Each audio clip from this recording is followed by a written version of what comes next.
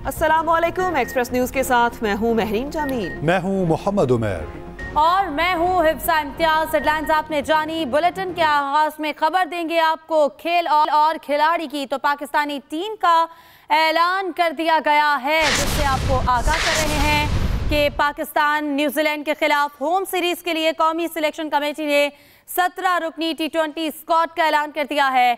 बाबर आजम कौमी T20 team की क़यादत करेंगे। मोहम्मद आमिर और अहमद वसीम की वापसी। 2 नए खिलाड़ी उस्मान खान और फरहान न्याजी स्क्वाड का हिस्सा। मोहम्मद रिजवान, शाहीन आफरीदी, आजम खान फ़खर जमान स्क्वाड में शामिल। इफ्तिखार अहमद, इब्रार अहमद, अब्बास आफरीदी, इरफान खान न्याजी स्क्वाड का हिस्सा। नसीम शाह, जमान खान, साइम अयूब, शादाब खान, उसामा मीर भी शामिल। नॉन ट्रैवलिंग रिजर्व में हसीबुल्ला, मोहम्मद अली, वसीम जूनियर, साहबजादा फरहान और सलमान अली आका शामिल हैं। आपको बताएं कि न्यूजीलैंड के खिलाफ होम सीरीज के लिए कौमी सिलेक्शन कमेटी ने 17 रुकनी T20 स्क्वाड का ऐलान कर दिया है। बाबर आजम कौमी T20 टीम की क़यादत करेंगे। आपको बताएं कि सिलेक्टर्स ने मुशावरत और इत्तफाक राय से टीम का इंतखाब किया है। वहाब रियाज की जानिब से न्यूज़ कॉन्फ्रेंस की गई। कहा कि काकूल अकेडमी में खिलाड़ियों के दरमियान माहौल आइडियल था। रमीज राजा ने मोहम्मद आमिर के बारे में इंतहाई मनफी बात की। मजीद कहा कि वर्क लोड मैनेजमेंट करना बहुत ज़रूरी है। रोटेशन पॉलिसी कप्तान समेत सबके लिए है। इस पूरी सीरीज़ में आप लोग रोटेशन पॉलिसी देखेंगे। हम लोगों ने कुछ वर्कलोड मैनेजमेंट है उसको मद्देनज़र रखते हुए चीज़ें की हैं, और हम लोगों ने उनसे ये बात की है कि जो लड़के इस सीरीज़ के लिए सिलेक्ट होंगे उनको तो हम सब की तरफ से बहुत बहुत मुबारकबाद, लेकिन जो इस सीरीज़ से में नहीं सिलेक्ट होते they will still be part of our white ball. कप्तान बाज़म, इब्रार अहमद, आज़म खान, फ़खर जमान, इफ्तिखार अहमद, इमाद वसीम, मोहम्मद अब्बास आफरीदी, मोहम्मद रिजवान, मोहम्मद आमिर, मोहम्मद इरफान खान, नसीम शाह, सैम अयूब, शादाब खान, शाहीन शाह आफरीदी, उसामा मीर, उस्मान खान, जमान खान। आपको अपडेट करें कि न्यूजीलैंड के खिलाफ होम सीरीज़ के लिए T20 टीम का ऐलान किया गया है और कौमी सिलेक्शन कमेटी ने 17 रुकनी T20 स्क्वाड का ऐलान कर दिया है। इसी हवाले से बात करेंगे। हमारे सीनियर स्पोर्ट्स एडिटर जाहिद मकसूद साहब मौजूद हैं, उनसे बात करेंगे। बहुत शुक्रिया जाहिद साहब आपके वक्त का। सबसे पहले कहिएगा, जो स्क्वाड का ऐलान किया गया है, जो कॉम्बिनेशन है, इसको कैसे देखते हैं?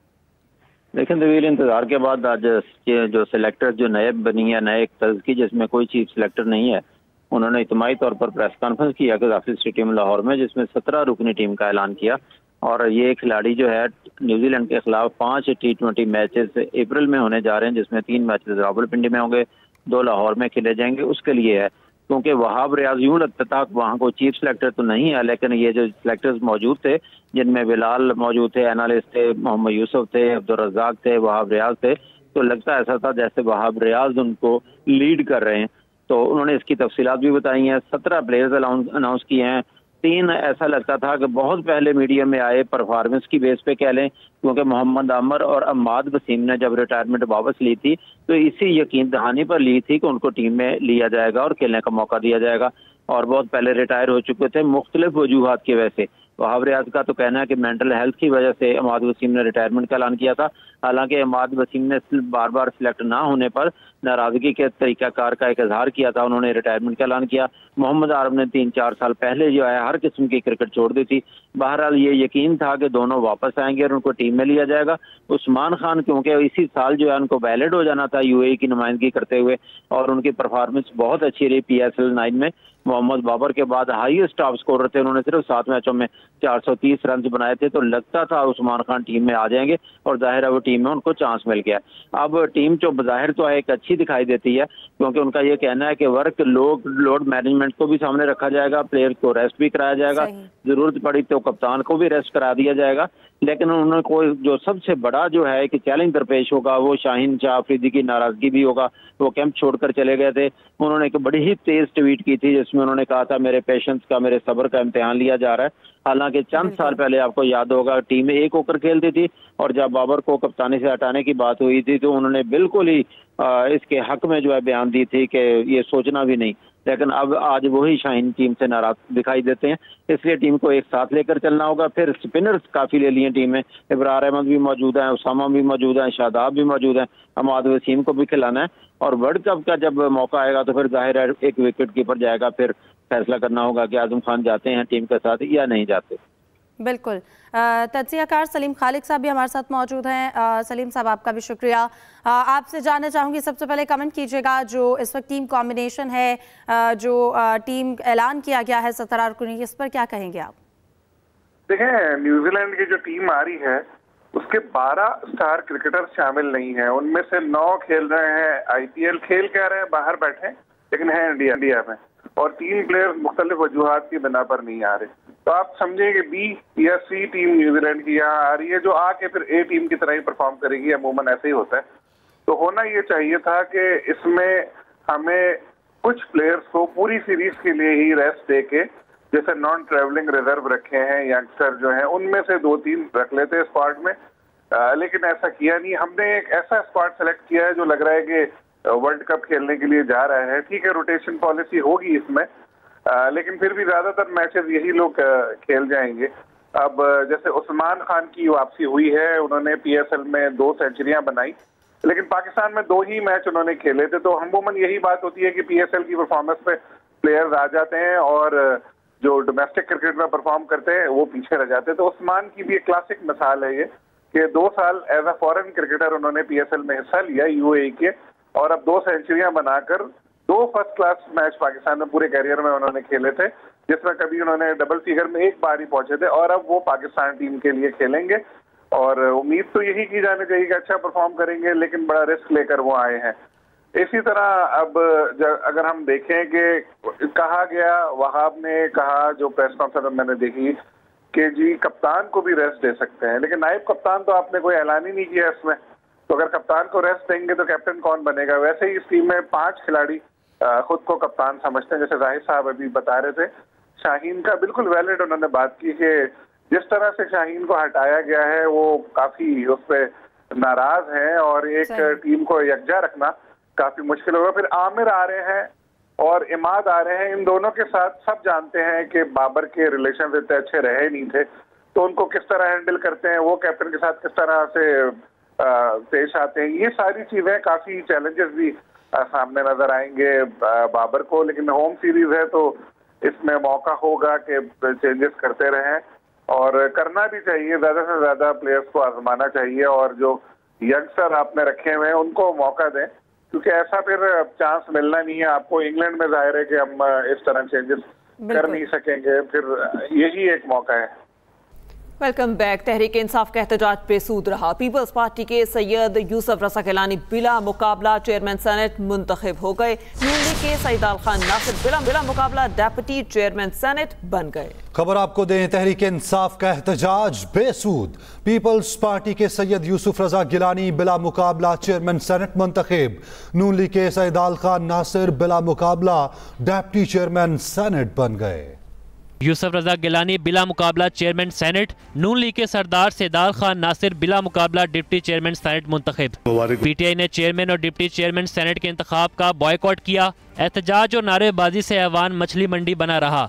नौ मुंतखब चेयरमैन सेनेट का हलफ इसहाक डार ने लिया। I am also grateful to my party, my leadership, the Pakistan People's Party, PPP and allies. PTI के अली जफर ने इजहार ख्याल करते हुए कहा, चेयरमैन और डिप्टी चेयरमैन सेनेट का इजलास गैर आईनी है। इस वक्त किसी किस्म का चेयरमैन और नायब चेयरमैन का इलेक्शन इंतखाब नहीं हो सकता। जहां इलेक्शन आइन के खिलाफ होंगे हम इसका हिस्सा नहीं बन सकेंगे। वज़ीर कानून आज़म नज़ीर तारड़ ने कहा, खैबर पख्तूनख्वा में इलेक्शन किसी कुदरती आफत पर मुलतवी नहीं हुए। आर्टिकल 67 ये कहता है कि किसी रुकन का ना होना या कुछ अराकीन का ना होना जो है वो प्रोसीडिंग्स जो हैं हाउस की उनको इनवैलिडेट नहीं करता। मैं मोहम्मद इसाक डार जवेरी सिद्क़े दिल से हल्फ उठाता हूँ इससे कबल सेनेट के इफ्तिताही इजलास में प्रिजाइडिंग अफसर इसहाक डार ने अपना और 9 मुंतखब अरकान सेनेट का हल्फ लिया। मुजमुई तौर पर 41 नौ मुंतखब सेनेटर्स ने हल्फ उठाया, जिनमें पीपल्स पार्टी के 18, नून लीग के 14 और JUIF के 3 सेनेटर्स शामिल हैं, जबकि मौलाना वासे और फैसल वावडा ने इजलास में शिरकत नहीं की। साथी रिपोर्टर वकास अहमद के साथ खालिद महमूद, एक्सप्रेस न्यूज़, इस्लामाबाद। वज़ीर आज़म शहबाज शरीफ ने इसहाक डार को सेनेट में कायदे ऐवान मुकर्रर कर दिया। इसहाक डार को सेनेट में कायदे ऐवान मुकर्रर किए जाने का नोटिफिकेशन भी जारी कर दिया गया। वज़ीर आज़म शहबाज शरीफ ने इसहाक डार को सेनेट में कायदे ऐवान मुकर्रर कर दिया। इसहाक डार को सेनेट में कायदे ऐवान मुकर्रर किए जाने का नोटिफिकेशन जारी कर दिया गया। वज़ीर आज़म शहबाज शरीफ ने इसहाक डार को सेनेट में कायदे ऐवान मुकर्रर कर दिया। दूसरी जानिब पाकिस्तान में ग़ज़ाई अदम तहफ़्फ़ुज़ में इजाफा, जबकि तालीम और सेहत की खिदमात तक फराहमी में कमी हुई। आलमी बैंक ने बताया कि पाकिस्तान में ग़ज़ाई महंगाई ज़्यादा है।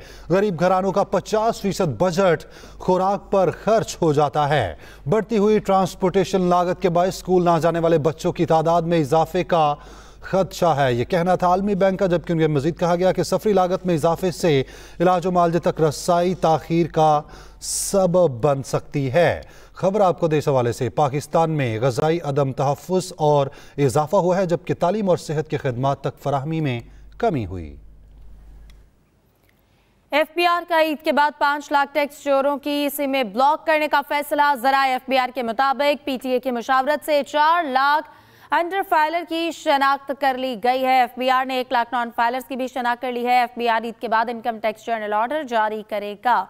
आपको बताएं कि FBR का ईद के बाद 5 लाख टैक्स चोरों की सिमें ब्लॉक करने का फैसला। ज़राए FBR के मुताबिक PTA की मुशावरत से 4 लाख अंडर फाइलर की शनाख्त कर ली गई है। वज़ीर आला मरियम नवाज का पंजाब की तारीख के सबसे बड़े ज़राई पैकेज का आगाज़। सीनियर वज़ीर पंजाब मरियम औरंगज़ेब ने तफसीलात जारी कर दी हैं। वज़ीर ज़राअत आशिक करमानी ने किसान पैकेज तैयार कर लिया। कहते हैं कि पहली बार पंजाब के किसानों को 2 साल के अंदर 300 अरब रुपए का बिलासूद कर्ज दिया जाएगा। 80% छोटे रकबे के किसान और काश्तकार शामिल हैं। Welcome back. पाकिस्तान में आज ईद का चांद नजर आने के कवी इम्कानात हैं। शवाल का चांद देखने के लिए रॉयल हिलाल कमेटी आज इस्लामाबाद में बैठेगी। सऊदी अरब में भी ईद उल फितर 10 अप्रैल बरोज बुध को होगी। कतर और मुत्तहिदा अरब अमारात में भी ईद उल फितर बुध को मनाई जाएगी। ऑस्ट्रेलवी फतवा काउंसिल के मुताबिक ऑस्ट्रेलिया में भी ईद उल फितर 10 अप्रैल को होगी। ईद उल फितर की खुशियां अपनों के साथ मनाने के लिए लोगों की लाहौर से अपने आबाई इलाकों में वापसी जारी है। ऑनलाइन बुकिंग से मौके पर टिकटों के हसूल में मुसाफिरों को परेशानी का सामना है। ओवर चार्जिंग के साथ साथ ओवरलोडिंग की शिकायत भी सामने आ रही हैं। अहवाल बता रहे हैं लाहौर से अफजाल तालिब।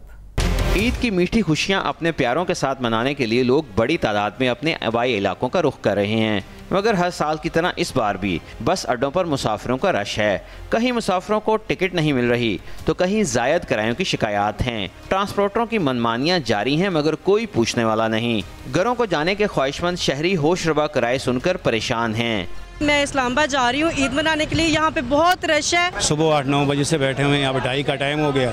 देखो तुम्हारे सामने नमाज भी इधर पड़ी है अड्डे में।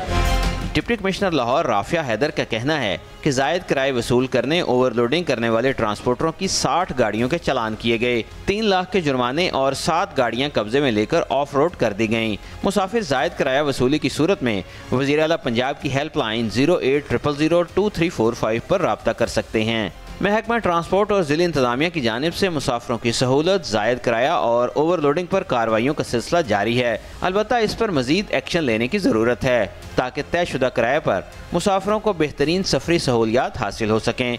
अफजाल तालिब, एक्सप्रेस न्यूज़, लाहौर।